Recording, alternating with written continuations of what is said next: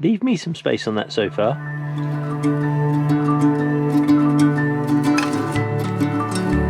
This week is a Q&A where I am going to be answering, or trying to answer as best I can, your questions. Tilly would like to say a few words. She says she's hungry and she'd like a cuddle, so nothing new there. Single Track Woodsman has asked, what is the most used piece of kit that people wouldn't expect? So something I use or have started using a lot, as I just had my birthday, I've just hit 36, and I don't mind saying it, I've started getting up for a wee in the night. When you're out, especially camping, hiking, trekking, and you're doing this in the British winter, breaking that sacred seal, losing all of those calories, releasing all that heat, to have to shuffle a couple of yards away from where you're camping at maybe -4, have a wee, and then get back into that sleeping bag to try and start that rewarming process is, or can be, brutal. Here's my answer. It's rather crude, don't worry, I have washed this out several times. It's just a fold down, pack away, easily packable, 48-ounce Nalgene or Nalgene bottle, and it's got the really wide mouth, okay, which is great. I have a theory which I need you at home to test for me, ladies, as to whether it's possible to do this with something called a shiwi, so that ladies too can stay inside their sleeping bag and not have to break the sacred seal. So there's a piece of kit. There you are, there it is. You can get these on Amazon.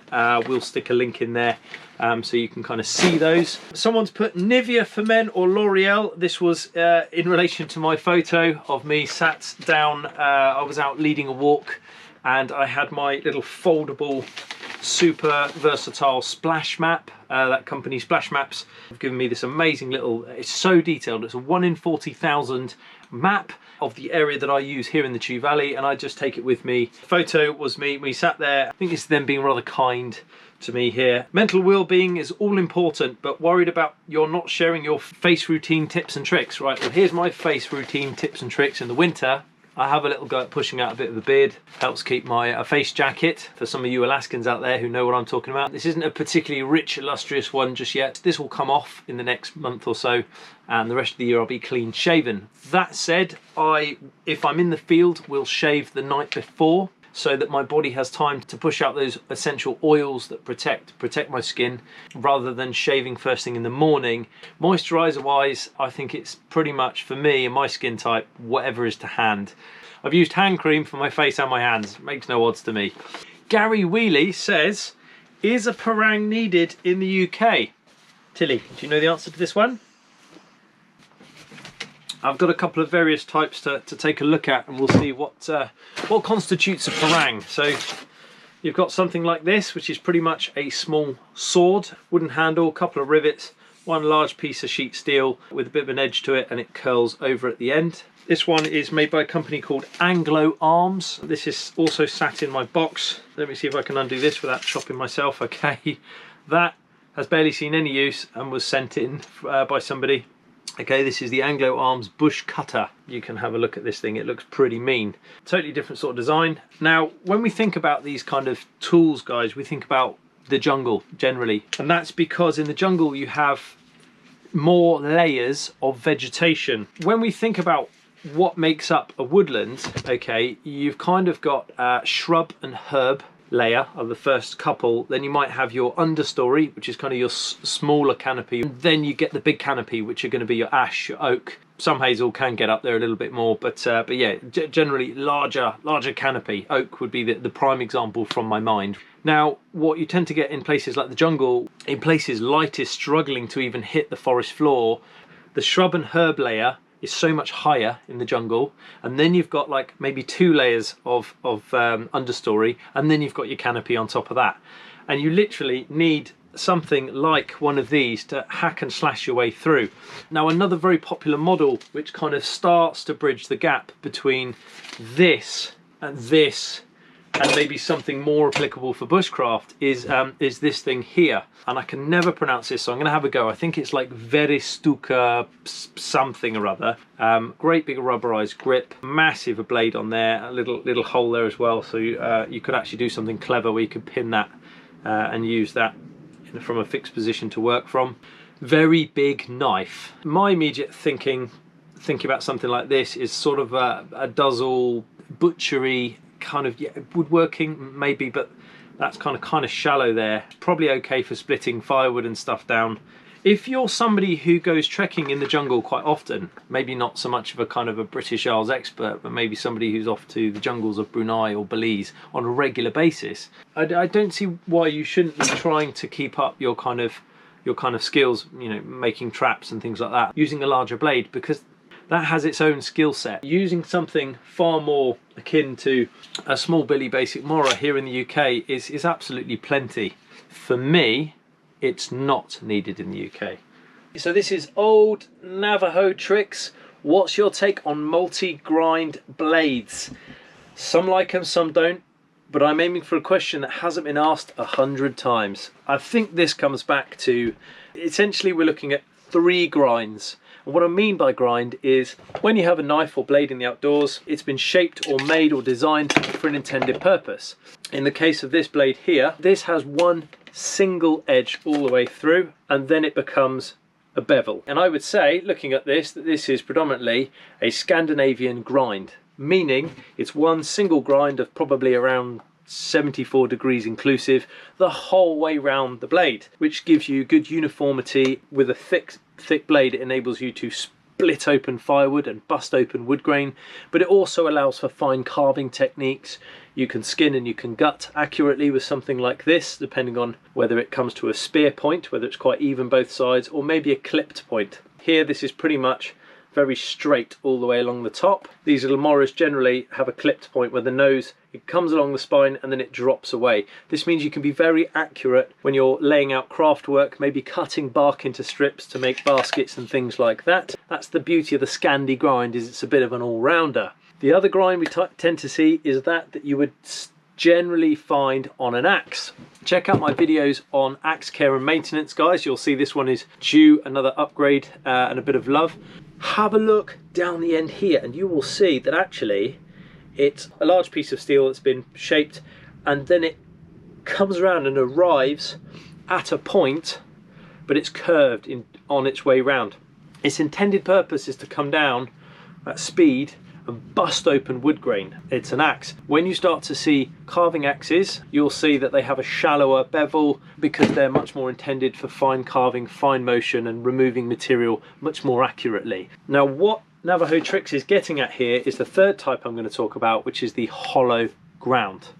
You've got your sheet steel here, then it goes into what looks like a Scandi grind all the way along, but if you look really closely, it actually has a secondary bevel, a tiny little micro bevel that's been put on there.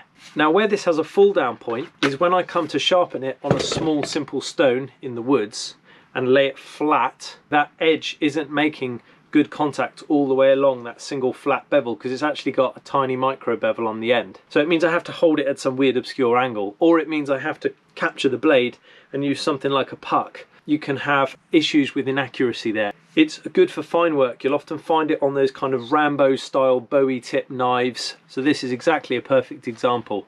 This small buck blade here has both a primary bevel, okay, and that tiny little micro secondary bevel. This buck knife would pretty much only be used by me if I bring a deer into the garage. So that's where this would have a place. I'd probably have my 2 fingers up inside here and I'd be taking off the jacket and trying to preserve the hide, which I could salt to maybe make some primitive clothing for teaching primary school children. So that's my take on multi-grind bevels. This one comes in from Colin Brown. Hi Nick, in a grab bag, would you take meths or gas as a fuel source? So this isn't your kind of primary bag. This isn't something that you are going to be using a lot of. This is going to be a quick, I'm off out the door, grab bag, and I'm going. What you put in that is totally subjective to what you want to be doing in terms of the activity once you get there, whether you're fishing, hunting. Grab bags can vary in size and the duration in which you intend to spend time outdoors. So for me, I'd probably go with your humble gas bottle or some kind of other small, quick and easy, efficient gas system where I just turn the lever and either throw sparks off a fire striker into it. Are you planning on doing any more of your homemade ideas and tips for us? Thank you for the videos. I enjoy your pack review and everything you're doing is brilliant. That's very kind and appreciate it greatly. That is from Mal R. Yes, there's going to be loads more homemade stuff. I've just got to take the time to get that out to you. And in fact, that actually ties in with another question. So these two questions are kind of linked, and not to give too much away. If you were to make a British Ranger roll, what components would you use? Okay, and this has come from Perseus. This person, Perseus, has been working with something similar to a Swagman roll. If you don't know what that is, the Helicon Swagman roll looks like a very highly desirable piece of equipment. I'm quite interested in one of those. I haven't got the money to just go and buy one just yet, but I might save up and treat myself to one at some point. It seems to have a lot of the so-say properties of my Helicon poncho, but with a kind of like a liner more akin to that of the super duper piece of equipment I reviewed recently from Brigantis, which was that kind of thermal insulated tarp. It's kind of got a bit of the both going on there, and to me that's very interesting. This person's made their version of it. They've used a wool blanket and a poncho, but they still find it very cold in the winter. What else could I add? Well, of course, you've got to think about all the things that come into play here. Things you leave the house with are your primary go-to product, but there's more you can be doing. And to think outside the box, I could very easily go and raid my chicken coop and go start picking out loads of chicken feathers to start packing in all of my pockets. Okay, so kind of like a poor man's down. You can do something very similar with certain types of vegetation. Anything that makes great tinder, quite frankly, usually you could be packing into all of your pockets to try and increase your kind of insulation. When it comes to making something and it being homemade, yeah, I've got some great ideas to have a little play around. I'm talking about taking one I'll share with you is the tracker fishing bed that I have up in the cabin. So I'm thinking about literally putting it on a sewing machine and sewing it up into a kind of Buffalo Systems style sleeping bag, something that might live in the truck in the Landy and give me extra insulation if I was going to spend a cold night by the side of the road in the Land Rover. So that's one thing I will be experimenting with. And then if I want to waterproof that, I would probably think about taking something like my Helicon poncho, clipping it all up and then using that. But that would be a great Ranger roll. Light, easy, something I could just roll out and jump into. The Cornish Wild Camper. Have you got anything on natural cordage and uses? Any advice on gaining permission to use woodland for camping? This is kind of two questions here I'm seeing. Question number one answered is we've done a couple of videos on natural cordage. We did one on making stinger nettle cordage, and in a couple of videos now, including the one on advanced bushcraft, where I kind of stepped things up a bit and showed people you could be making not just a pot hanger, but maybe a pot hanger on a swinging crane arm type of thing. That's held together with natural cordage, and that's called a withy. And that is from the hazel. That's kind of like quick rope without having to plait or process natural fibers. PT Prepper. How hard was it to disconnect your mind from your past life experiences when solo camping? Any tips regarding keeping one's fears from kicking in whilst trying to enjoy nature alone? I can still remember spending almost a year in a hammock on a bushcraft instructor's course, and there were times where as students we'd all be kind of away from the camp down the bottom there, and I was in the early stages of going through my time in the recovery centre. When I'm underneath the tarpaulin and I'm listening to the pitter-patter of rain beating down on the tarpaulin, and especially in inclement weather, I take great solace from knowing I'm going to get, I talk it through. Sometimes I think, do you know what, if I go to bed now, I'll get 12 to 14 hours of undisturbed, pure nature sleep. Take some solace from that alone. How you feel in the winter or summer when there's 10,000 people moving about all over the place and every field has got someone camping in it.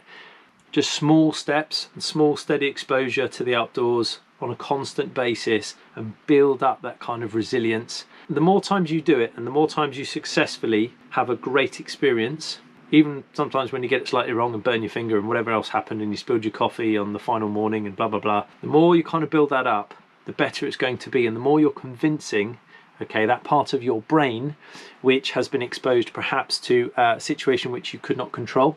When we talk about these kind of fears that you've mentioned in the question, okay, they seem irrational, but you've got to remember that a lot of this stuff is a sane reaction to an insane set of circumstances or a situation.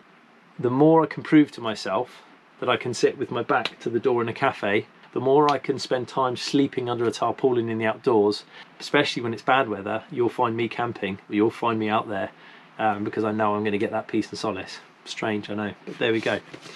Another one from PT Prepper. What's your opinion regarding jungle knots for use when setting a ridgeline with a tarpaulin or for when using a poncho shelter? I have just filmed something, so check out my time-saving tips. August Ulrichholm has asked, what wood is good for carving, and especially when you look from an accessibility point of view as well. It's not only about finding the right type of wood for carving or learning to carve with, but it's being able to sustainably harvest it, and it's being able to get hold of it time and again. So for me, willow, just going to chuck it out there. Willow, easily found, always near a water source, regenerates really quickly, stacks of it all over here, especially in the south of the UK. Very easy for me to find. A good all-rounder. I can carve and make things out of it, green or dry. It's fairly durable. It's not the most durable wood. That said, my favourite wood to carve would be, there's two. Chestnut. I love chestnut. I find it very durable, good to carve, very waxy, and has a lovely patina to it. I mean sweet chestnut, Castonia sativa, not horse chestnut, Asculus hippocastanum. The other one is going to be lime, which is Tillier X Europea, which is the kind of hybrid we find here in the UK an awful lot of. Lime is fantastic. It's very lightweight. It doesn't warp or split when you batten open a piece of wood. Check out our video on spoon making. Lime, when it's green, with a good sharp knife, is like carving a bar of soap. How do I make a tinder bundle with more accessible materials? Because when people mention bark and all kinds of exotic trees, I find it really tough, okay? And you're in Denmark. Willow again, inner bark. Take a section of willow, okay, make a craft item with the wood itself, and then with the bark, if you can, with your axe or your knife, carve down the side there, lever off a section of bark, and what you can do, okay, is you can kind of choke the knife down, you can scrape all that inner bark up and turn it into a great tinder bundle. You can make fantastic cordage with the inner bark of willow as well. Satori says, how do you deal with ticks in the woods? I'd rather encounter a bear than picking off these little monsters. Also in Sweden, we have a vaccine against tick-borne encephalitis. Is this something you've considered? You're the first person to make me aware of this tick-borne encephalitis jab. I didn't know you could get a jab to protect yourself against that. Okay, so a number of things that I do. I eat high quantities of garlic. That goes back to my time as a Royal Marine. The super strength DEET, which is like a chemical that you can also dip your clothes into. I'm a big fan of treating internally from the off, because obviously as I sweat, that garlic is coming out of my pores, and that's going to really help to ward off those biting insects. They don't like anything with strong volatile oils. So tea tree wet wipes, sage, burning things like that in your campfire will ward off midges and ticks and insects as well. I'm sorry Tilly wasn't very chatty today. Say goodbye. You just want your tummy rubbed, don't you? So from Tilly and I, thanks for watching and bye for now. See you again soon.